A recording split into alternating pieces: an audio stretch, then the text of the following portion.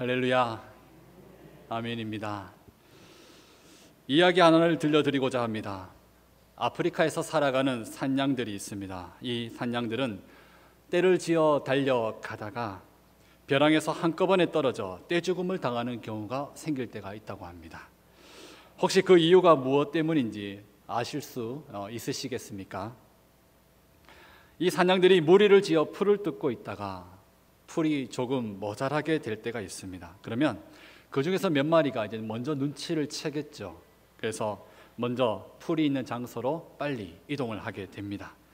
그리고 그 사실을 뒤늦게 눈치챈 다른 산양들이 자기 앞에 아직 먹을 풀이 남아 있음에도 불구하고 다른 양들이 더 좋은 풀을 차지할까 봐 욕심이 생겨 갑자기 속도를 내어 앞서 달리기 시작합니다.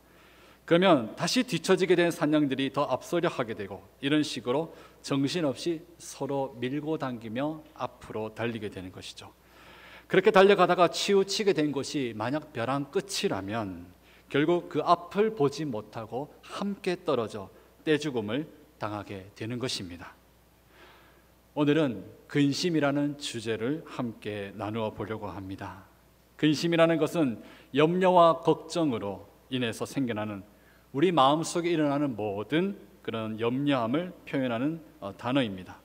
물론 우리가 꼭 나쁜 뜻만 있는 것은 아니겠죠. 우리가 선하고 좋은 의도로 무언가를 하기 위해서도, 어려움을 뛰어넘기 위해서도 걱정을 하게 됩니다. 그래서 이 걱정이라는 것은 사실 피할 수가 없는 것입니다. 그러나 대부분의 걱정이라는 근심의 상황은 우리 안에서 부족함, 그리고 결핍을 채우고자 하는 욕심으로 생기게 될 때가 많다는 것입니다. 더 가지고 싶고 또 빨리 문제가 해결되기를 바라면서 내 뜻대로 되지 않을 때에 그 근심함이 생기면서 우리는 피할 수 없이 이것을 맞이하게 됩니다. 사람이라면 누구나 그래서 다 근심을 하게 됩니다. 그래서 믿음을 가진 성도라 할지라도 예수 그리스도를 믿는 하나님의 자녀의 삶에도 이 근심은 있을 수밖에 없습니다. 그런데 그 근심의 종류가 무엇인지 우리 마음속을 들여다볼 수만 있다면 우리는 우리의 신앙이 지금 어디로 가고 있는지 그것을 분명하게 보여주는 척도로 삼을 수도 있다는 것입니다. 고린도후서 7장 10절에는 이와 같은 말씀이 나옵니다. 우리 앞에 화면을 보면서 함께 읽어보도록 하겠습니다. 하나님의 뜻대로 하는 근심은 후회할 것이 없는 구원에 이르게 하는 회개를 이루는 것이요 세상 근심은 사망을 이루는 것이니라. 아멘. 하나님께서도 우리에게 근심을 허락하여 주십니다. 그리고 이것은 세상에서 욕심을 내다가 만들어지는 근심과는 아주 다른 것입니다. 즉 그 근심은 우리를 생명에 이르게 합니다. 그러나 세상이 주는 근심이라면, 그것이 내 속에서 일어난 죄로 말미암은 하나님이 주신 근심이 아니라면 그 끝과 그 결국은 결국 우리를 죽음에 이르게 할 것입니다. 오늘 우리가 만나게 되는 본문의 말씀 안에 세상의 근심의 모습이 어떻게 생겨나게 되고 그것이 우리 마음속에 어떻게 작용하면서 우리를 죽음의 길로 가게 만드는지 함께 살펴보고자 합니다. 이 본문의 말씀 속에는 한 왕이 등장합니다. 이 왕의 이름은 아합이라고 합니다. 아합 왕은 북이스라엘의 왕이었습니다. 그의 등장은 열왕기상 16장에서 이미 시작되었는데 처음부터 그의 평가가 하나님 앞에서 그렇게 좋은 것은 아니었습니다. 특히 이전의 모든 왕들보다도 악하였다고 열왕기상 16장 30절에서는 표현하고 있습니다. 그는 이스라엘의 왕이었지만 그러나 하나님을 섬기지 않았고 우상 바알을 섬겼습니다. 게다가 시돈 사람의 왕 엣바알의 딸 이세벨을 자신의 아내로 삼았으며 사마리아 지역에는 바알 신전을 건축하였습니다. 그리고 그는 무척이나 하나님의 사람들을 싫어했습니다. 대표적으로 같은 시대에서 사역하였던 엘리야라는 선지자가 있는데, 하나님의 말씀을 전하고 하나님 앞에 신실하게 사역하고 있는 그 엘리야 선지자를 향해서 이 아합이 어떻게 표현하는지 아십니까? 이스라엘을 괴롭게 하는 자라고 말을 합니다. 그러나 엘리야는 그 말을 듣고 대답하기를, 내가 괴롭게 하는 것이 아니라 당신과 당신의 아버지의 집이 괴롭게 하였다. 이는 당신이 여호와의 명령을 버렸고 당신이 바알들을 따랐기 때문이다 라고 말하죠. 그런 어떻게 보면 하나님에게서 떠난 그 한 사람의 왕의 모습을 우리가 발견하게 되는데, 이 사람에게 어떤 근심이 일어나는지 우리가 한번 살펴보았으면 합니다. 이 아합 왕은 종종 근심에 빠질 때가 있었습니다.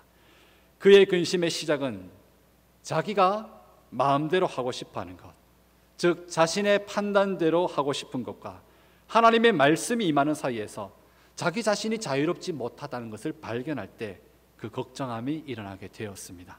우리 본문 1절 다시 한번 함께 읽어보도록 하겠습니다. 그 후에 이 일이 있으니라. 이스라엘 사람 나봇에게 이스라엘의 포도원이 있어 사마리아의 왕 아합의 왕궁에서 가깝더니. 이스라엘 지방에 나봇이라는 사람의 포도원이 있었습니다. 여러분, 포도원이라는 것은 말 그대로 포도 농사를 짓는 가수원과도 같은 모습입니다. 그 포도원이 아합의 왕궁에 가까이 있었습니다. 근데 본문 3절에 나와 있는 나봇의 표현을 빌려보자면 이 포도원은 조상의 유산이었다고 합니다. 그렇다면 아주 오래전부터 그 땅에 있었음을 알 수 있습니다. 그런데 지금까지 그곳에 이미 나봇의 포도원이 있다는 것을 알매도 불구하고 가만히 있다가 아합의 눈에 갑자기 들어오게 된 것이죠. 갑자기 갖고 싶은 아름다운 장소, 저것을 내 것으로 삼고 싶다라는 충동이 그 왕의 마음에 일어나게 된 것입니다. 아합 왕이 나봇을 불러 그에게 이렇게 말합니다. 2절 말씀을 제가 한번 읽어드리도록 하겠습니다. 아합이 나봇에게 말하여 이르되 너의 포도원이 내 왕궁 곁에 가까이 있으니 내게 주어 채소밭을 삼게 하라. 내가 그 대신에 그보다 더 아름다운 포도원을 내게 줄 것이요 만일 내가 좋게 여기면 그 값을 돈으로 내게 주리라. 자기 눈에 들어온 포도원을 꼭 가져야만 하겠다는 그 아합의 의지가 너무나 확실하게 보입니다. 그런데 자세히 살펴보면 그의 말 속에 정말 이해가 되지 않는 부분이 나타나고 있습니다. 그것은 아합 왕이 나봇의 포도원을 자신의 채소밭으로 지금 삼겠다고 말한 것입니다. 본문의 채소밭으로 번역된 단어의 원뜻은 사실 우리가 생각하는 어떤 채소들이 있는 그런 밭이 아니라 정원입니다. 가든, 즉 꽃과 나무를 꾸며서 자기 미관에, 자기가 보기에 좋은 것으로 삼겠다는 것이죠. 그래서 그곳을 아름답게 꾸며서 자기 왕궁 곁에 두고 싶은 욕심이 생겼다는 것을 의미합니다. 자, 한 나라의 왕이 국가적인 목적으로 그 땅이 필요하다고 말한다면 그 여부를 떠나서 우리는 충분히 이해할 수 있는 상황이라 그렇게 받아들일 수도 있습니다. 그러나 단순히 그것을 가져다가 자신의 정원으로 삼겠다는 것은 그 목적이 무엇일까요? 그저 자신의 소유로 욕심내어 갖고 싶다는 것만 우리가 알 수 있는 것이죠. 그리고 또 하나는 나봇에게 무엇을 그 대가로 주겠다고 합니까? 이보다 더 아름다운 포도원을 너에게 주겠다. 더 아름다운 포도원이 있다면 본인이 이미 좋은 것을 가지고 있지 않습니까? 그렇다면 걱정할 게 없지 않습니까? 더 아름다운 것인데. 근데 더 아름다운 것이라면 왜 그것을 나봇의 포도원과 바꾸자고 말하고 있을까요? 그러니 우리는 아합이 나봇의 포도원을 그저 자신의 소욕으로 가지고 싶어 한다는 것 외에는 다른 목적과 의도를 이 말씀 속에서 찾을 수 없다는 것입니다. 그런데 이 말을 들은 나봇이 지금 한 나라의 왕이자 그 나라에서 최고 권력자로 서 있는 아합을 대면하여 서 있는 상황에서 그의 권력과 그의 힘에 눌려서 시키는 대로 할 수도 있었겠지만, 그러나 그는 그렇게 하지 않습니다. 분명 그의 마음에 걸리는 것이 있었습니다. 그것은 그 땅의 주인이 자기 자신이 아니라 위에 계신 여호와 하나님께 있다는 사실 때문이었습니다. 그리고 하나님이 그 땅을 이스라엘에 분배하여 각 지파와 가정에 나누어 주셨을 때부터 그 소유의 권한은 우리 사람에게 있는 것이 아니라, 마음대로 할 수 있는 것이 아니라 마음대로 할 수 없다는 것을 그는 누구보다도 잘 알고 있었던 것이죠. 나봇은 이 사실을 마음속 깊이 심어두고 염두하고 있었던 사람이었습니다. 그래서 나봇은 아합 왕에게 이렇게 말합니다.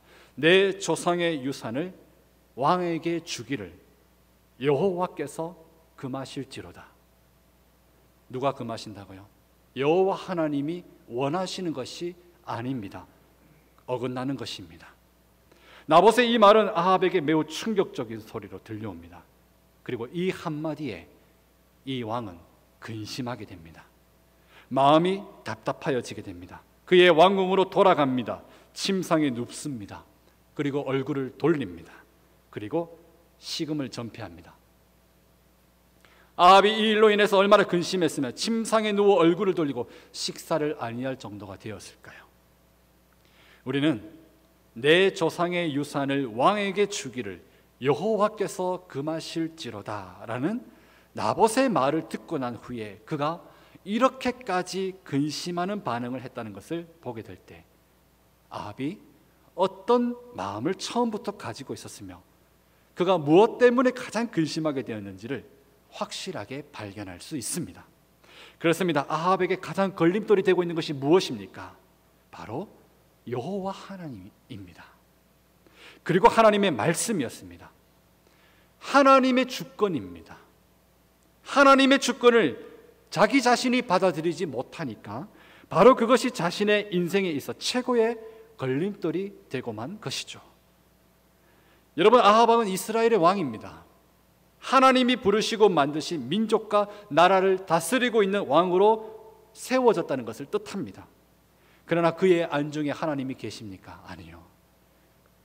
하나님이 다스리고 하나님이 부르시고 하나님이 세우신 이스라엘의 나라로 섬기고 있지만 그러나 우리는 한 가지를 발견할 수 있죠. 그 겉모습이 아니라 그 사람의 속에는 하나님이 계시지 아니하다는 것입니다. 하나님의 명하심, 하나님의 주권이라는 기준으로 나봇이 자신의 명을 거부하면서 갖고 싶은 포도원을 가지지 못함에 대한 답답함만이 지금 그의 마음에 가득해져 있습니다. 그래서 끙끙 앓고 있는 것이죠. 침대로 돌아가서 얼굴을 돌리고 벽을 향했지 않겠습니까? 입맛도 나지 않는 상황이 된 것입니다. 근데 만약 우리가 아합이 완전히 하나님에 대해 잘 모르는 사람으로 알고 있다면 이렇게까지 반응할 수 있을까 생각이 듭니다. 그래서 자세히 살펴보면 그는 자신이 가지고 있는 권력으로 쉽게 빼앗는 사람도 아니고 이러지도 저러지도 못하고 있다는 것을 알 수 있습니다. 정말 하나님을 모르는 사람이라면 근심의 대상이 되지 않습니다. 그의 모습이 어떻습니까? 이러지도 저러지도 못하는 근심 속에 들어간 것. 그것은 아합이 여호와 하나님에 대해 완전히 모르고 있는 사람이 아니라는 증거입니다. 그는 하나님을 적어도 지식으로는 알고 있었던 사람인 거죠. 그러나 하나님의 주권과 그분의 다스리심에 대한 인정함보다 자기 자신이 더 중요하고 더 주인되어 있는 삶이라서 그 사이에서 결정하지 못하고 내려놓지 못하고 근심하게 된 것입니다. 자기 손으로 빼앗음으로 나쁜 사람, 악한 왕이라는 이미지는 만들고 싶지 않으면서 동시에 그 포도원은 너무나 갖고 싶기에 이가 갈리고 분하여서 속상해하고 있는 모습을 우리가 보고 있는 것입니다. 그런데 우리는 너무나 잘 알고 있습니다. 그의 근심이 하나님 앞에서 얼마나 쓸모없고 이기적이며 어리석은 것인지 말입니다. 아합은 근심하지 말아야 할 것에 근심을 가지고 있습니다.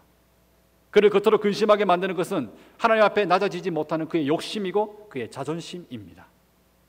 그런데 이와 반대로 우리는 동시에 또 다른 근심을 가지게 되는 한 사람을 이곳에서 만날 수 있습니다. 이 사람은 바로 자신이 소유하고 있는 포도원을 왕의 명령대로도 아니요, 내 뜻대로도 아니요, 하나님의 법대로 결정하겠다고 선포하게 된 나봇이라는 사람입니다. 그의 놀라운 결심 멋있습니다. 용기가 대단합니다. 근데 동시에 또 우리는 무엇을 느낄 수 있습니까?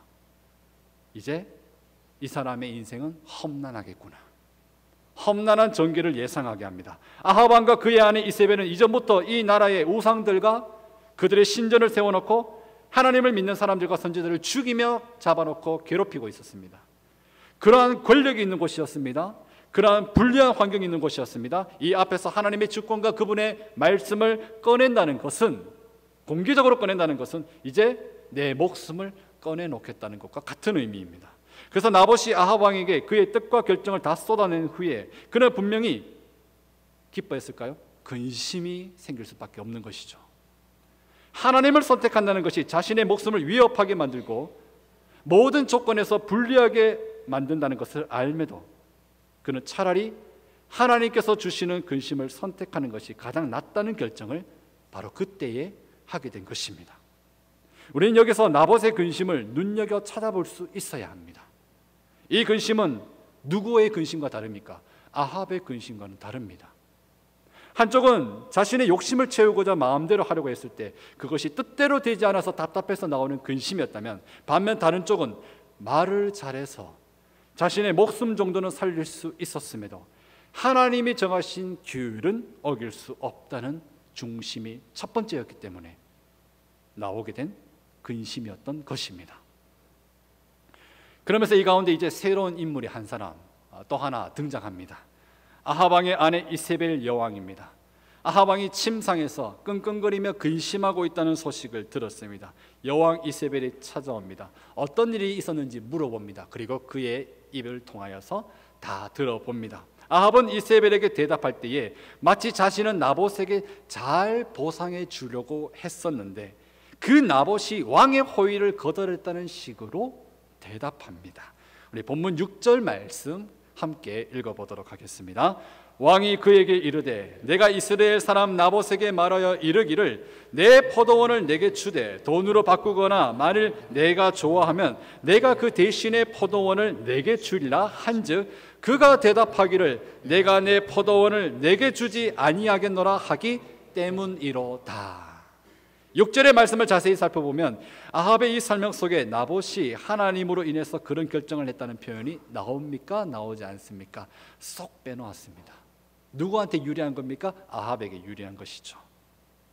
마치 이세벨이 내 말을 들어주기를 기다렸다는 것처럼, 어린아이처럼 이세벨에게서 결정적인 도움을 얻어보려고 하는 듯, 나는 할 수 없지만 이 사람에게 넘겨주면 할 수 있겠구나, 그렇게 하듯 아합은 그가 스스로 결정하고 결단해야 할 것을 그 이세벨에게 넘겨버립니다. 그리고 그 이야기를 들은 이세벨은 이 아합 왕의 왜곡된 자존심을 세워주게 됩니다. 그녀는 그렇게 말합니다. 왕이 지금 이스라엘 나라를 다스리시나이까? 이세벨의 이 질문은 본문 7절에 나와 있습니다. 왕이 지금 이스라엘 나라를 다스리시는 왕이 맞습니까? 왕이시여, 왕이 지금 왕이시지 않습니까? 당신의 권력이 어디 갔습니까? 왜 두려워하고 계십니까? 당신은 한 나라의 왕이신데 뭐가 두려워서 어려워서 침상에 누워 얼굴을 돌리고 마치 이 세상의 종이 된 것처럼, 노예가 된 것처럼 끙끙 앓으면서 근심하고 있습니까? 걱정하지 마십시오. 당신은 그런 사람이 아닙니다. 잘 될 것입니다. 이제 걱정하지 말고 맛있는 거 먹고 기운 내서 즐겁게 마음을 바꾸십시오. 아합이 기다렸던 대답입니다. 그리고 나서 이세벨이 아합에게 내가 이스라엘 사람 나봇의 포도원을 왕께 드리리이다 라고 약속을 해줍니다. 근데 여러분, 이 대답을 잘 보면 여기서 이세벨은 내가 라고 말하고 있습니다. 그 다음에 이 이세벨은 어떤 사람입니까? 이 여왕은 어떤 사람입니까? 이스라엘의 여왕으로 온 이 이세벨이라는 사람의 중심에는 무엇이 들어있습니까? 분명히 나봇이 누구로 인해서 그 포도원을 아합 왕에게 줄 수 없다고 했었습니까? 바로 여호와 하나님이십니다. 여호와 하나님께서 금하신 것이라고 말한 것을 이세벨의 입에서는 내가 가져다 주겠습니다 라고 말하고 있습니다. 그리고 기다렸다는 듯이, 너무나 듣고 싶었다는 듯이 그 말에 귀를 기울이고 이세벨에게 도움을 얻고자 하나님을 인정하는 주도권도 없고 스스로 결단하지도 못하여 자신이 내려야 하는 결정권을 넘겨주고 있는 아합의 모습을 한번 보십시오. 정말 이것이 하나님을 떠난 이스라엘의 모습이자 이스라엘의 왕으로 당시에 서 있었던 아합이라는 사람의 현실이었습니다. 하나님이 금하신 것을 이세벨이라는 사람이 어떻게 아합의 손에 줄 수 있겠습니까? 그렇다면 그것은 하나님을 무시하는 사람의 죄로 말미암은 방법으로만 가능할 수밖에 없는 것이죠. 보십시오. 하나님 앞에 이세벨은 하나님을 전혀 두려워하지 않습니다. 그녀는 아합의 이름으로 편지들을 씁니다. 나봇이 살고 있는 성읍의 장로와 귀족들에게 그 편지를 보내는데 그 안에 적혀진 내용은 이렇습니다. 금식을 선포하고 나봇을 백성들 가운데 높이 앉힌 후에 불량자 2 사람을 그 앞에 세우고 나봇이 하나님과 왕을 저주하였다라고 모함을 시키고 끌고 나가 그를 돌로 쳐 죽여야 나라에서 공문을 내린 것이죠. 그런데 이세벨은 그 내용을 쓸 때 염두하고 있는 것이 있습니다. 이스라엘 사람들이 가장 민감해하는 사안이 무엇인지 잘 알고 있었습니다. 그래서 그 나봇이라는 사람이 이 아합 왕을 저주했다, 아합 왕에게 잘못했다, 이런 내용만 적은 것이 아니죠. 왕과 하나님을 저주하였다, 하나님을 저주하였다는 나내용을 더한 것입니다. 이스라엘 사람에게. 여러분, 같은 마을에 사는 귀족들과 장로들이 이전부터 나봇이 어떤 사람인지 정말 몰랐겠습니까?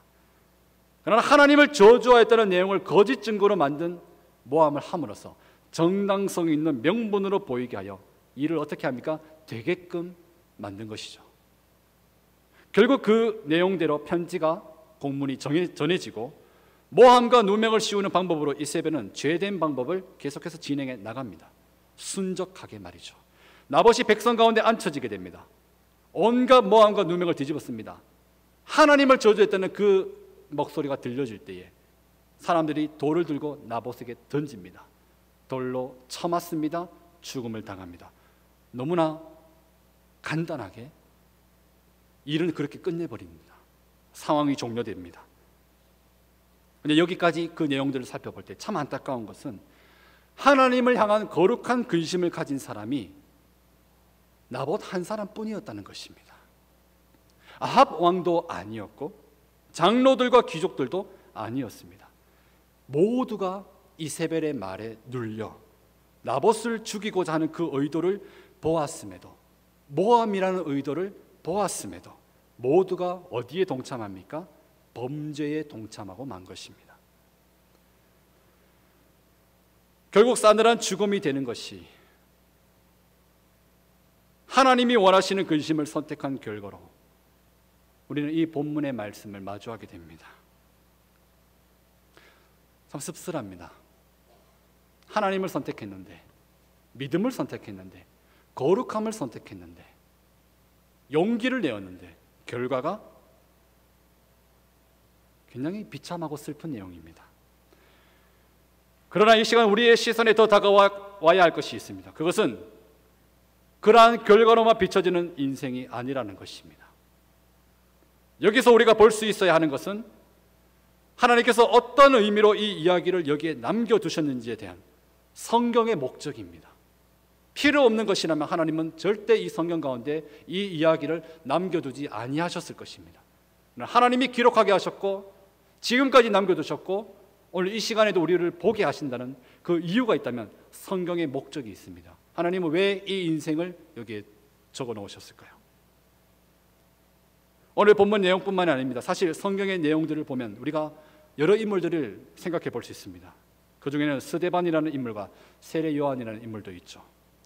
스데반 또한 유대인들에게 예수 그리스도를 전하다가 돌에 맞아 죽었습니다. 세례 요한은 옥에 갇혀 있다가 목이 베어 죽게 됩니다. 그 두 사람 모두 다 탁월하게 하나님을 잘 섬기고 선택한 사람들이었습니다. 마찬가지로 오늘 우리가 본문에서 만나는 나봇이라는 사람도 하나님의 말씀을 먼저 선택하였고 먼저 지키고자 하였고 그것을 거부하지 않았던 사람이죠. 그런데 인간적으로 보자면 하나님을 선택한 것임이 결국 이러한 결론을 가져다 주는가, 그 아쉬움도 우리는 동시에 느낄 수도 있다고 생각합니다. 그러나 모든 사람의 인생의 의미를 결론 내려주시는 분이 누구십니까? 이 이야기를 이끌고 계시는, 그때 그 자리에서 보고 계셨던, 감찰하셨던 여호와 하나님, 우리 사람의 인생을 결정 내리시고 어떤 인생으로 살았다고 결론 내려주실 수 있는 분이 하나님 한 분뿐이라면 우리는 그런 아쉬움과 씁쓸함이 성경을 볼 때에 찾아오는 것이 맞지만, 그러나 그 아쉬움을 떨쳐서라도 우리가 선택해야만 하는 것이 있습니다. 그것은 하나님을 향한 근심을 가질 때에 우리들의 인생은 망하게 되었다고 결론되지 않는다는 것입니다. 이 본문의 말씀이 기록이 되어 우리에게까지 찾아온 것은 세상이 주는 근심과 하나님의 말씀을 지키고자 하였을 때 가지는 근심이 얼마나 다른지와 하나님께서는 하나님의 주권을 선택한 그 사람의 근심을 최종적으로 인정하신다는 것을 보여주시는 것입니다. 하나님이 인정하셨기 때문에 이곳에 남아있는 것입니다. 그렇다면 이제 이 아합 왕이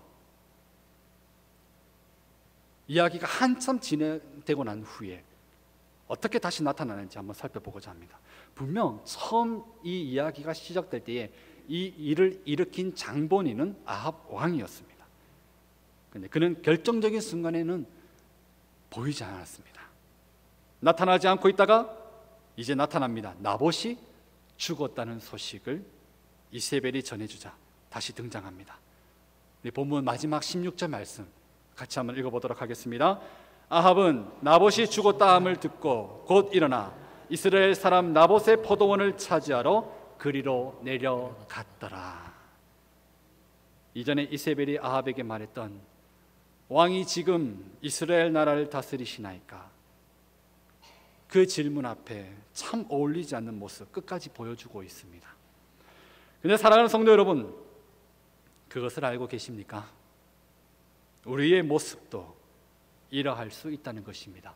우리의 모습도 하나님 앞에 이러할 수도 있다는 것입니다.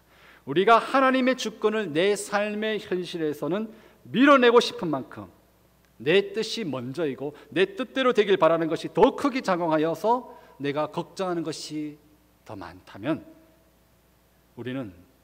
우리도 이 왕의 근심을 선택하며 살아가고 있다는 것이고 또한 그것이 증거가 되는 것입니다. 하나님은 우리에게도 이 말씀을 통해 묻고 계십니다. 얘야, 너는 지금 하나님 나라의 백성으로 살고 있니? 너는 나의 주권을 너의 삶 가운데 얼마나 인정하고 살아가고 있니? 만약 오늘 이 말씀에 하나님의 그 말씀에 비추어 그것과 다른 근심이 내 속에 보여지는 것 같다면 우리는 피하지 말아야 되겠습니다. 이것은 하나님으로부터 시작된 근심이 아니었구나. 내가 하나님을 떠났기 때문에 시작된 근심이었구나. 사실 아합 왕이 하나님을 떠난 근심을 가진 것은 처음이 아니었습니다. 그리고 이러한 근심을 가질 때에 이 일은 한 사람 왕뿐만 아니라 한 공동체와 민족에게도 얼마나 큰 일을 초래하게 만드는지 우리가 알 수 있습니다. 열왕기상 20장 42절 말씀, 우리가 오늘 읽은 본문 앞에 나와 있는 말씀인데 우리 함께 앞을 보고 읽어보도록 하겠습니다. 그가 왕께 아뢰되 여호와의 말씀이 내가 멸하기로 작정한 사람을 내 손으로 놓았은즉 내 목숨은 그의 목숨을 대신하고 내 백성은 그의 백성을 대신하리라 하셨나이다. 계속해서 불순종하며 하나님을 떠나게 되었던 그 아합을 향해서 하나님은 그 중심 때문에 한 나라의 방향도 걸려 있다는 것을 보여주신 것이죠. 우리도 마찬가지입니다. 지금 내가 선택하는 모습으로, 지금 내가 생각하는 그 근심의 종류로 우리의 인생도 함께 지어져 가고 있다는 것입니다. 오늘날 우리 믿는 자들에게 큰 위기가 있다면 바로 이러한 하나님을 떠나는 근심을 가진 자는 많아지고 있지만, 그러나 하나님을 향한 근심을 가진 자는 너무나 적어지고 있다는 것입니다. 여러분, 우리의 존재가 하나님으로부터 나왔고 하나님께로 결국 돌아가게 된다는 것을 다시 한번 생각해 보았으면 좋겠습니다. 이 과정이 우리 모든 사람에게 정해진 하나의 길입니다. 이 땅에서 우리는 잠시 나그네와 같이 지낼 것입니다. 지내고 있습니다. 그리고 하나님 앞에 다시 서게 될 것입니다. 하나님께서는 비록 우리가 죄로 인해 하나님을 떠난 죄인이었어도 우리가 하나님을 알 수 있도록, 그 구원의 은혜를 만날 수 있도록 예수님께로 인도해 주셨습니다. 그래서 우리가 이 자리에 앉아 있는 것이 아니겠습니까? 우리는 이 은혜를 입은 은혜의 빚진 자로 하나님을 택하는 것이 최고의 인생이 된다는 것을 결코 잊지 말아야 하겠습니다. 그렇습니다. 나봇이나 스데반이나 세례 요한의 결론으로 보자면, 인간적으로 볼 때에는 그 믿음을 선택했기 때문에 씁쓸하고 비참할 수도 있습니다. 그러나 우리의 영혼이 하나님 앞에 서 있다는 것을 우리가 생각해 볼 수 있다면, 우리의 영혼이 본래 죽음의 길로 가던 중이었다는 것을 안다면, 그래서 우리가 은혜를 입고 십자가에서 예수님으로 인해서 다시 살게 된 인생인 것을 기억할 수 있다면, 여러분, 우리는 이미 한번 죽은 인생입니다. 우리가 죄와 함께 이미 한번 죽은 인생인데 내 뜻대로 살기 위할 때 그것이 정말 나를 살려줄 수 있겠습니까? 나를 살게 할 수 있겠습니까? 오히려 예수님 때문에, 내가 은혜의 빚진 자이기 때문에, 하나님 때문에 내가 인생의 결정들을 하고자 할 때 그 안에 부활하신 예수님의 생명이 내 삶의 능력과 믿음으로 나타나지 않겠습니까? 우리가 정말 근심해야 할 것이 있다면 그것은 왕의 근심이 아니라 나봇의 근심입니다. 이것이 우리가 회복해야 될 근심입니다. 하나님의 주권을 향한 마음가짐으로 생기는 그 근심은 여러분, 진정한 생명을 가지고 있기 때문에 우리를 죽게 하는 것이 아니라 영원히 살게 하여 줄 것입니다. 이 은혜가 새롭게 다가오는 한 주간의 시간과 그리고 남겨진 우리들의 모든 인생 가운데 가득하게 채워지기를 예수님의 이름으로 간절히 축원합니다.